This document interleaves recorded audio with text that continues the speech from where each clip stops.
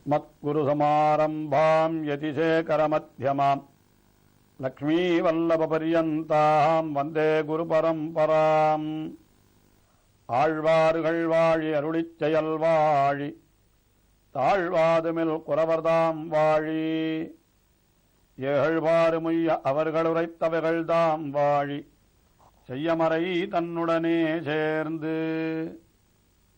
தொண்டரடிப்புடி ஆழ்வார் திருமாலை என்கிற திவ்ய பிரபந்தத்தை அருளி செய்த பிற்பாடு திருப்பள்ளி எழுச்சி என்கிற திவ்ய பிரபந்தத்தை அருளி செய்திருக்கிறார். எம்பெருமான் தம்மை எழுந்து வந்து நோக்க வேணும், தம்மோடு கலந்து பரிமாற வேணும் என்று ஆசைப்பட்ட ஆழ்வாருக்கு எம்பெருமான் சயனித்திருப்பதைக் கண்டவுடனே அவன் உறங்கிக் கிடக்கிறான் போலும் என்று நினைத்து அவனை பள்ளி உணர்த்துவதாக இந்த திவ்ய பிரபந்தம் அமைந்திருக்கிறது. அதிலே முதல் 2 பாசுரங்களிலேயும் ஒரு சில அடையாளங்களை தெரிவித்து அவனை எழுப்பியது போலவே 3வது பாசுரத்திலேயும் சில அடையாளங்களை சொல்லுகிறார். அதாவது பொழுது விடிந்து விட்டது என்பதை தெரிவிக்கும் வண்ணமாக சில அடையாளங்களை சொல்லி, இன்னமும் நீ திருப்பள்ளி கொண்டிருக்கலாமா, உன்னுடைய அடியவர்களை கட்டாட்சிப்பதற்கு நீ எழுந்திருந்து வர வேண்டாமா என்பது போல பொழுது விடுந்ததற்கு அடையாளங்களை சொல்லி அவனை திருப்பள்ளி உணர்த்துகிறார். அதிலே என்ன தெரிவிக்கிறார் என்றால், விடியற் காலையிலே சூரியன் உதித்தவாறே நட்சத்திர கூட்டங்களுடைய ஒளியும் அதே போல சந்திரனுடைய ஒளியும் குன்றிவிட்டன என்று தெரிவித்து நீ எழுந்திருக்க வேணும் என்று பிரார்த்திக்கிறார்.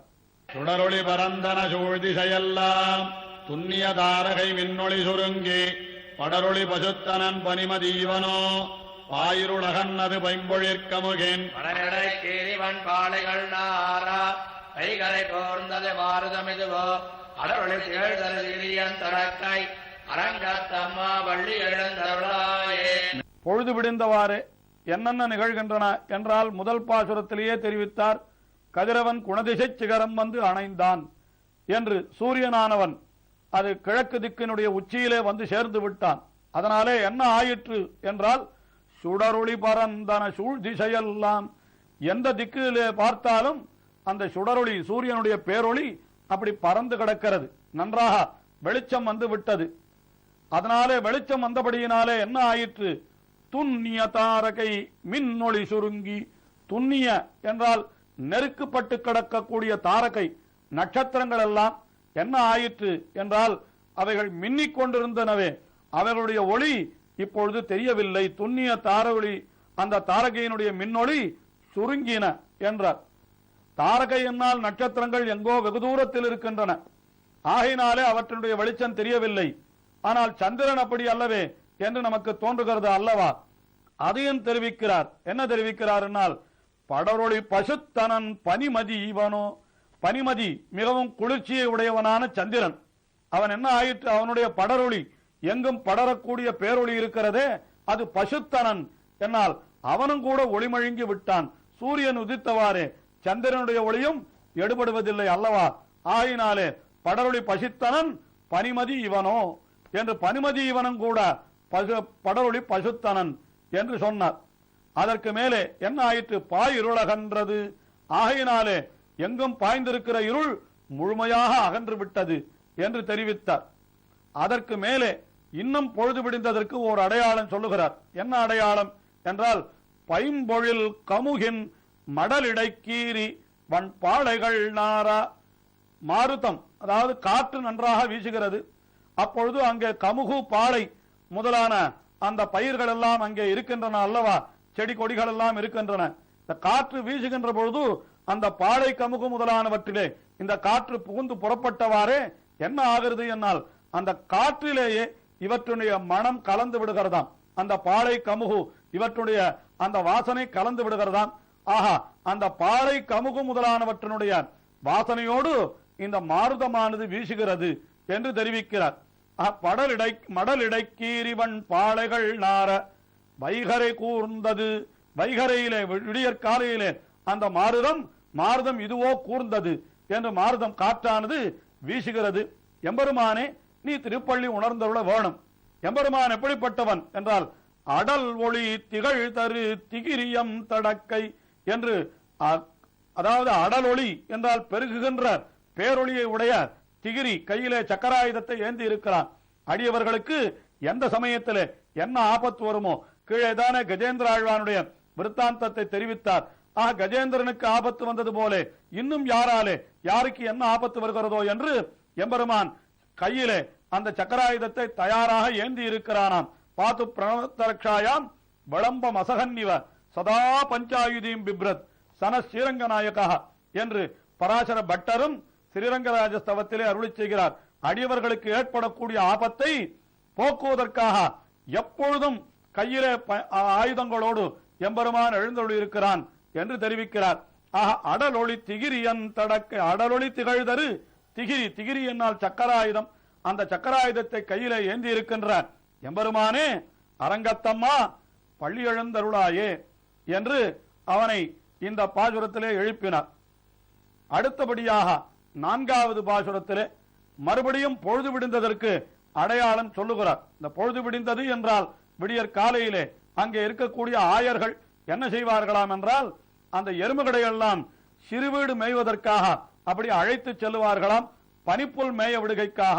அதே போல அந்த எருதுகளும் கூட இருந்த விடத்திலே இருந்து தலையை அசைத்துக் கொண்டிருக்கிற பொழுது அதனுடைய மணியோசையெல்லாம் கேட்கிறதாம். இப்படிப்பட்ட அடையாளங்களை பொழுது விடுந்ததற்கு அடையாளமாக கூறி தொண்டரடிப்புடி ஆழ்வார் எம்பெருமானை திருப்பள்ளி உணர்த்துகிறார். மேதிகள் தலைவிடுமாயர்கள் வேய்குழலோசையும் விடைமணி குரலும் ஈட்டிய விசதிசை பரந்தன வயலுள் இருந்தன சுரும்பினம் இலங்கையர் குலத்தை ஆட்டிய வருஷிதமான வரேரே மாமணி வேள்வியை காத்து அவிரதம் ஆட்டிய அருதில் அயோத்தியம் மனதே அரங்கத்தம்மா வள்ளி எழுந்தருளாயே. மேட்டிள மேதிகள், அதாவது நல்ல மேட்டையும் இளமையையும் உடையவனான மேதி என்னால் எருமைகள். அந்த மேட்டிள மேதிகள், அந்த மேதிகளை தலைவிடும் ஆயர்கள் என்று அதனுடைய தலையை அவிழ்த்து விடுகிறார்களாம் ஆயர்கள். அதாவது இரவெல்லாம் அந்த எருமைகளை கட்டி வைத்திருப்பார்கள். பொழுது விடிந்தவாறே விடியற் காலையிலே அவர்கள் பனிப்புல் மேய வேண்டுமே, அதற்காக அந்த தலைகளை அவிழ்த்து விடுகிறார்களாம் ஆயர்கள். அதை தெரிவிக்கிறார்கள். மேதிகள் தலைவிடும் ஆயர்கள். அந்த ஆயர்கள் வேய்குழல் ஊதுகிறார்கள். அவர்கள் குழல் ஊதுகிறார்கள் விடியற் காலை பொழுது விடிந்தவுடனே. அந்த ஓசையோடு கலந்து இன்னொரு ஓசையும் வருகிறது. என்ன ஓசை என்றால் விடைமணி குரலும் என்றால் அந்த எருதுகளுடைய கழுத்திலே கட்டி இருக்கக்கூடிய அந்த மணி ஓசை அதுவும் கலந்து வருகிறது. குழலோசைக்கு தாளம் போடுவது போல அந்த மணியோசை அமைந்திருக்கிறதாம். வேங்குழலோசையும் விடைமணி குரலும் ஈட்டிய திசை விசை பரந்தன வயலுள் என்று எல்லா திசைகளிலேயும் அதெல்லாம் பறந்திருக்கிறது.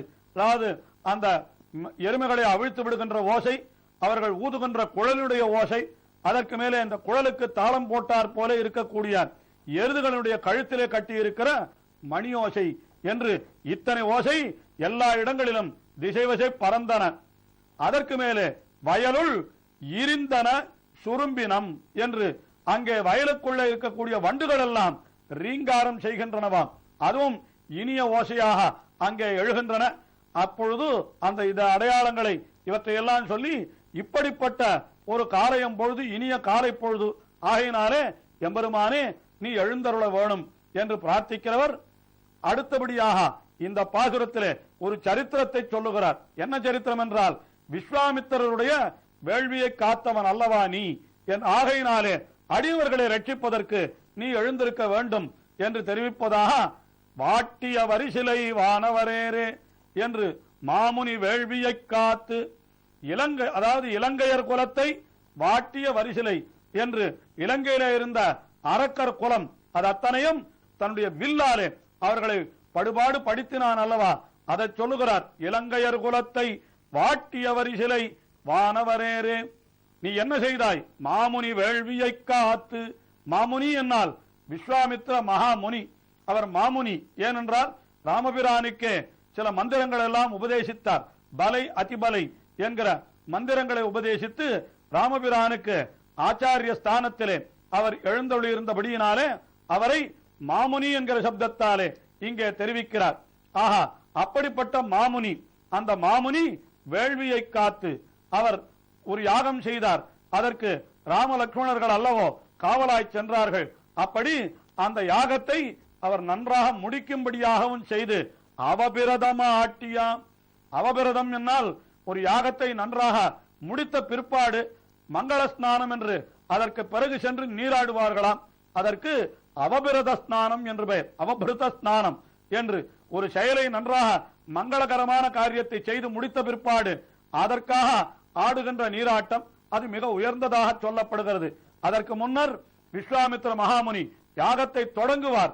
ஆனால் அரக்கர்களுடைய இன்னல்கள் காரணமாக அவரால் யாகத்தை முடிக்க முடியாமலே போய்விடும்.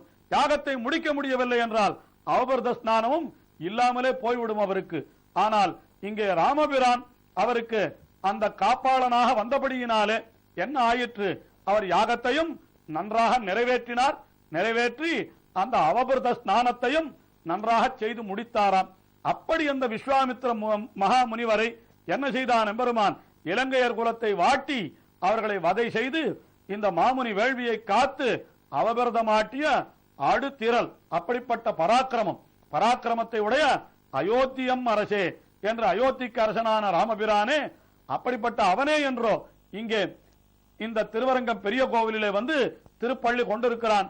ஆகையினாலே அப்படிப்பட்ட அரங்கத்தம்மா பள்ளி எழுந்தருளாயே, எப்படி அந்த முனிவருடைய வேள்வியை காத்தாயோ அதுபோல எங்களுக்கும் நீ வந்து அருள் புரிய வேண்டும் என்ற உட்கருத்து தோன்ற அந்த எம்பெருமானை இந்த பாசுரத்திலே திருப்பள்ளி உணர்த்துகிறார் தொண்டரடிப்பொடி ஆழ்வார்.